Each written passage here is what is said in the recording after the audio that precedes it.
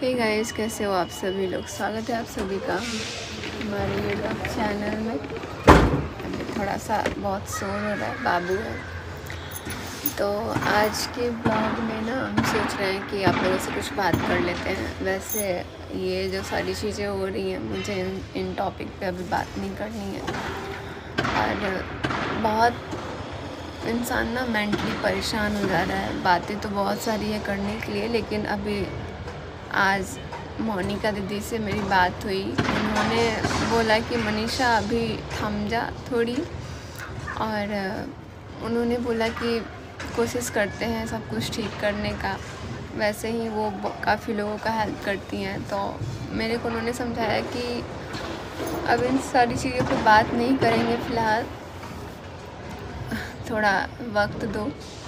और मैं खुद, मुझे लग रहा है कि हम इन सारी चीज़ों पे बात नहीं करें, क्योंकि देख रहे हैं ना कुछ लोग तो इस चीज़ का इतना ज़्यादा फ़ायदा उठा रहे हैं। जो चीज़ें नहीं भी है वो भी बोल रहे हैं, जो चीज़ें हैं वो भी बोल रहे हैं। और सबसे बुरा मुझे ये लग रहा है कि एक दो रिएक्शन वाले हैं, जो कि चाहे टॉक विथ अलका बोले, चाहे और भी बहुत सारे लोग, तो वो लोग इस चीज़ का इतना फ़ायदा उठा रहे हैं। हर टाइम लाइव आना, हर टाइम कुछ भी बोल देना। और इतना मना करने के बाद भी, जब आप इस पचड़े में नहीं पड़ना चाहती थी, या फिर कोई भी चीज़ हो, आपकी भी फैमिली है, आप अपने फैमिली को देखती, आप अपने परिवार को अच्छे से रखती, आपको खुश रहना चाहिए था। मेरे लाइफ में प्रॉब्लम यहाँ से स्टार्ट हुआ था कि मुझे और कोई नहीं चाहिए था। बस मेरे को, मैं यही चाहती थी कि मेरा पति खुश रहे। और जब इंसान सामने वाला अगर पति खुश रहता है ना, तो एक औरत के लिए उससे बड़ी चीज़ नहीं होती है। लेकिन वो बंदी मुझे बार बार कॉल की थी, बात की थी, तब मेरी बात हुई थी। बात जितनी बार भी हुई, 2-3 बार, तो उसमें भी हमने मना किया कि भाई ठीक है, रहने देते हैं, मुझे बात नहीं करनी है। और मेरे पति से बात करके वो ऐसी ऐसी चीज़ें बोलना, रिकॉर्डिंग लगाना, हर चीज़ का रिकॉर्डिंग। ऐसा नहीं है कि रिकॉर्डिंग सिर्फ आपके पास है, रिकॉर्डिंग हमारे पास भी है। बहुत सारी चीज़ें हमारे पास है, लेकिन हम नहीं अभी लाना चाह रहे हैं और ना ही इस टॉपिक पे बात करना चाह रहे हैं। लेकिन ये सामने वाली हैं, वो अभी भी मेरे सासू माँ को, मेरी ननद को, मतलब हमारी पूरी फैमिली को घसीट रही हैं। अभी शुक्र मनाइए कि हमारे जो माँ बाप हैं ना, मेरे मम्मी पापा, वो अभी सोशल मीडिया पे है नहीं तो दुख उनको जितना हुआ है ना, अगर वो अभी मैं चाहती ना तो उनको ला सकती थी। उनको जितना गुस्सा है, उनको जितना दर्द है इन सारी चीज़ों से, लेकिन मैं नहीं लाना चाहती हूँ। मैं नहीं चाहती हूँ कि वो लोग भी इस पचड़े में आए। वो लोग ऑलरेडी मेंटली बहुत परेशान हैं, क्योंकि आप सभी को पता है, जब एक बेटी का घर बर्बाद होता है ना, या फिर एक बेटी जब परेशान होती है, तो माँ बाप कितना परेशान होते हैं। मेरी मम्मी, मेरे पापा सामने नहीं आ रहे हैं तो क्या वो परेशान नहीं है? बहुत परेशान है वो।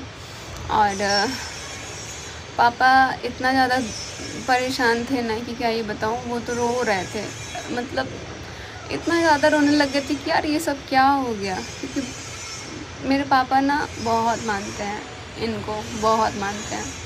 ये सारी चीज़ें जो भी हुई है, ये हम नहीं बोल सकते हैं कि किसी और का हक है कि कोई और आके कुछ भी बोल के चला जाए और हम सुनते रह जाएं। हमको जो करना है हम वो करेंगे, और आप लोगों से भी बताएंगे। अभी हम थोड़ा टाइम दे रहे हैं, छोड़ नहीं रहे हैं इन सारी चीज़ों को, लेकिन हमको भी बहुत सारा चीज़ अभी करना है, वो अभी हम कर ही रहे हैं। धीरे धीरे करके आप लोग को सारा चीज़ बताएंगे। और बीच बीच में जो इंसान बोलता है कि मैं इसके पापा को देख के मुझे ये लगा जस्टिस फॉर मनीषा, ये वो, तो आप कोई नहीं होते हो जस्टिस दिलाने वाले। आप तो खुद एक इंसान के नहीं हो। आप कभी इधर बात कर रहे हो, कभी उधर बात कर रहे हो, जबकि सामने वाला आपको मना भी कर रहा है कि आप इन पचड़ों में मत पड़िए। अभी पीछे किट्टू है, बाबू को सिला रही है। अभी मैं जस्ट नहाई धोई, और मम्मी बोली कि रेडी वेडी हो जाओ, ऐसे रहने से ना बिल्कुल भी अच्छा नहीं लग रहा है। क्योंकि पता है, जब परेशान होता है ना पूरा फैमिली, तो ना किसी को खाने पीने, इन सारी चीज़ों में अभी भी बहुत वो लग रहा है यार। इतना ज़िंदगी में ना मैं कभी इतना परेशान नहीं हुई थी, लेकिन इस बार मुझे, एक तो मैं पहले से बहुत परेशान रहती थी, और इस बार मुझे इतना परेशान होना पड़ रहा है। तो ये चीज़ें मतलब ठीक नहीं है। आज भी मेरी मम्मी फ़ोन की थी, कह रही थी कि मनीषा तुम ठीक हो ना? मेरा मन बहुत घबरा रहा है, क्योंकि ये जो वीडियो आ रहा है, चाहे कुछ भी आ रहा है, तो मम्मी को पापा को इतना सोशल मीडिया का ना पता नहीं है। कोई कुछ भी डाल दे रहा है, कुछ भी बोल रहा है, तो वो चीज़ें ना मम्मी पापा इतना सोच रहे हैं और सोच के ना वो घबरा जा रहा है। अभी मैं दिल्ली में हूँ, मुझे कुछ काम था इसलिए मैं यहाँ पे रुकी हूँ। मैं आई थी सिर्फ 1 दिन के लिए, लेकिन अभी मुझे बहुत सारा यहाँ पे काम है जो कि अभी मैं कर रही हूँ। और ऐसे तो किसी को नहीं छोड़ सकती, इतना तो है, किसी को नहीं, लेकिन धीरे धीरे करके आप लोगों से सारी चीज़ें बताऊँगी। वही मम्मी फ़ोन करके बोल रही थी कि मनीषा मुझे बहुत घबराहट हो रहा है बेटा, अगर तुम्हारे दिल में कोई बात है ना तो हमको ज़रूर बोलना। मैंने बोला मम्मी ठीक है, क्योंकि पता है सच बताऊँ ना तो मैं अपनी मम्मी को कोई बात बोल भी नहीं पाती हूँ, क्योंकि मुझे पता है कि वो लोग ना ये सारी चीज़ें नहीं सहन कर पाएंगे, वो बहुत परेशान हो जाएंगे। लेकिन अब तो इतना फैल गया है, इतना एक आग की तरह फैल गया है ना कि ठीक है। और मैंने जो भी बोला उसका मैं क्या ही बताऊँ, जितना मुझे बोलना चाहिए मैंने उतना बोला भी नहीं है। अभी बहुत सारी बातें हैं जो कि मुझे भी बोलना है। मैंने जो जो चीज़ें देखी हुई है, मतलब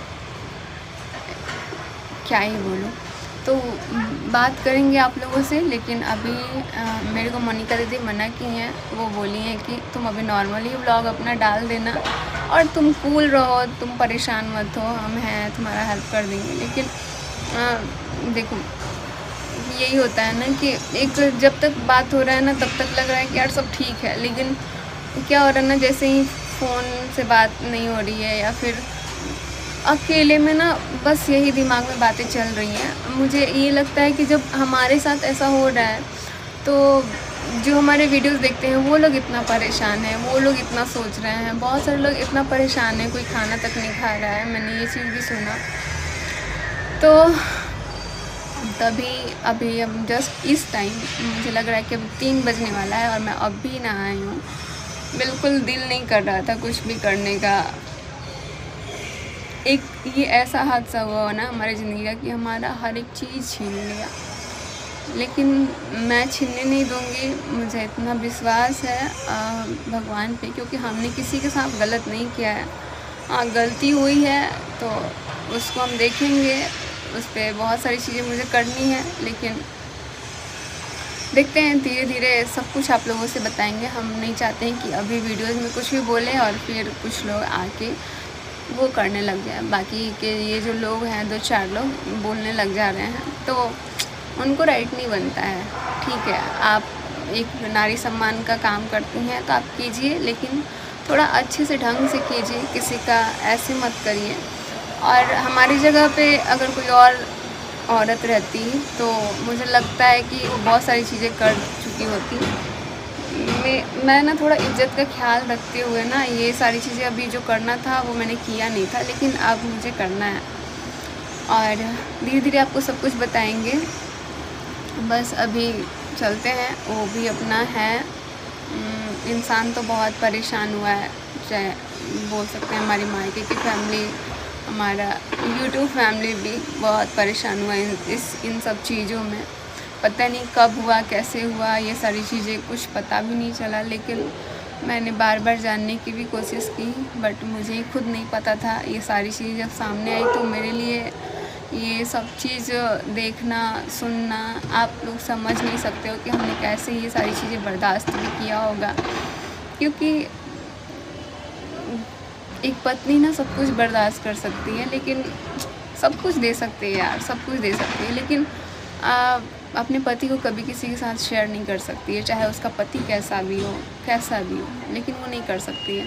तो जो लोग वीडियोस बना रहे हैं ना, उनको ये चीज़ें थोड़ी सी समझने की ज़रूरत है। घर तोड़ने वाला काम मत कीजिए। और बाकी जो मुझे करना है, मेरा पूरा हक है, मुझे जो भी करना है मैं कर सकती हूँ। और कोई तो कैमरे में आके ऐसे डरा रहा है, धमका रहा है, तो मैं डरने वाली नहीं हूँ, क्योंकि मुझे पता है कि मैं किसी भी तरह से गलत नहीं हूँ। और इस टॉपिक पे अभी थोड़ा स्टॉप करते हैं इस टॉपिक को, और बाद में बात करेंगे। अभी थोड़ा वेट कर लेते हैं 1-2 दिन, जैसे जैसे चीज़ें होंगी वैसे हम आप लोगों से शेयर करेंगे। बस आप लोग टेंशन मत लीजिए। बहुत लोगों को लग रहा है कि मनीषा कहाँ है, चली गई है।